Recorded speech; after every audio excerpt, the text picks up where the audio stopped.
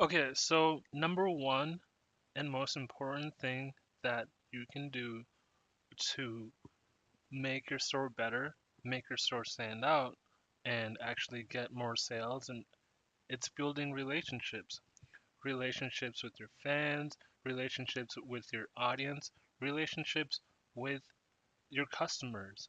And that's very, very important for getting more customers because the matter of fact is your success depends on your audience. It depends on your customers. It depends on other people.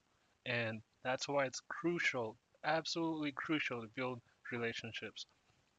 So when you're building your Shopify store and you're writing your about page or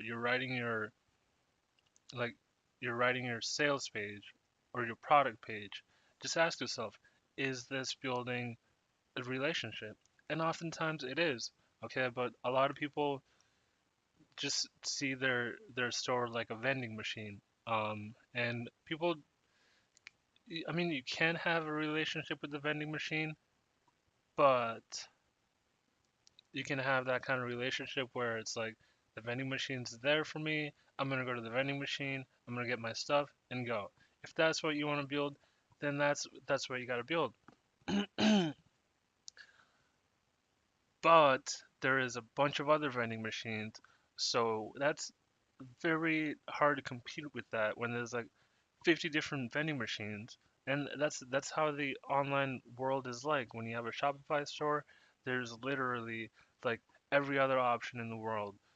There's Google. Google's a competitor. You know, Google Shopping is a competitor. Having a Shopify store, you're competing with eBay, Google Shopping, and every possible every single possible outlet that a your customer would be going to. So that's why it's important to build relationships.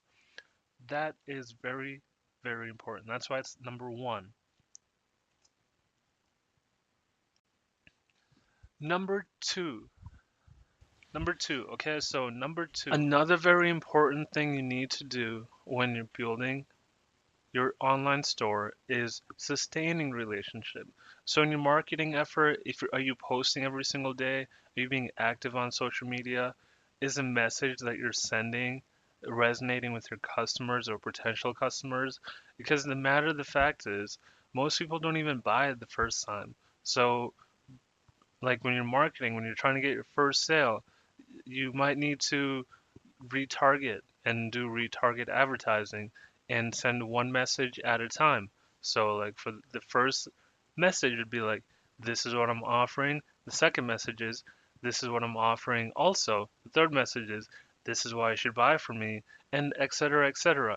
But the thing is, you got to sustain that relationship. And if somebody is interested in your page, if somebody is interested in your product, if somebody is interested in your store, you want to serve them as long as you can and keep them engaged.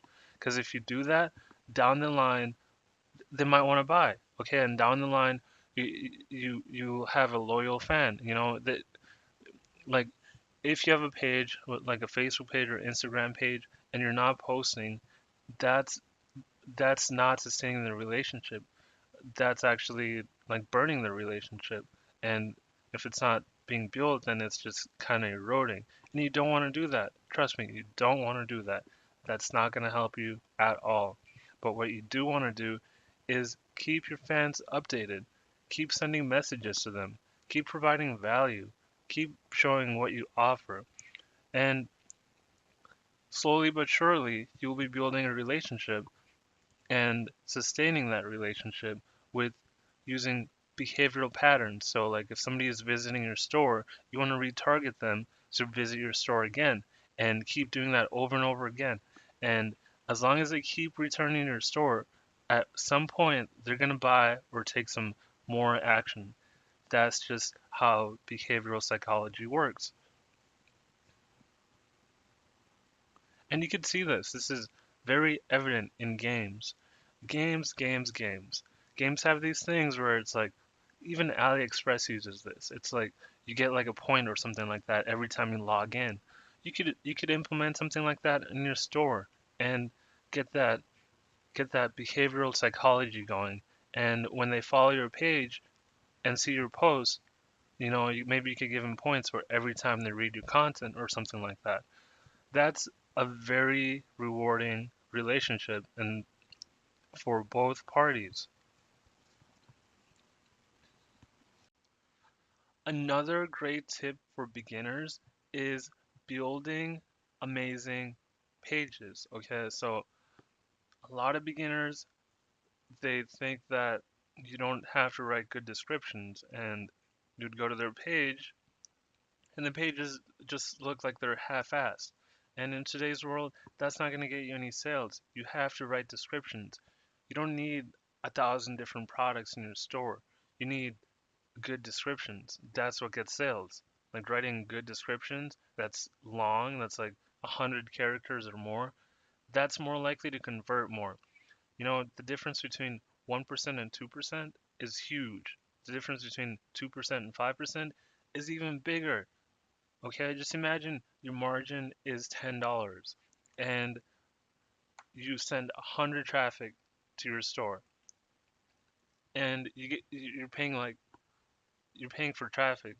Like you pay for traffic by either advertising or by your effort put into the content and post. But what I'm saying is, if you're converting at 1%, you only get $10. If you're converting at 2%, you get $20. That's like double the amount, double the results for just a little bit more description. Okay? And if you scale that up, it adds up. It really does. Like, say, a page that's not optimized at all, that doesn't have any good description. Maybe you're drop shipping from AliExpress, and the description is just the standard what it comes with. That page is probably going to be converting at 0%, which makes it work that you put into it absolutely for nothing because it's converting at 0%. So that's why it's important to really, really, really write good descriptions, especially if you're a new Shopify store owner. That's critical to getting sales. I kid you not, that is critical to getting sales, having good descriptions. And that is pretty much it for today, ladies and gentlemen. If you like this video, just give it a thumbs up if you found any value in it.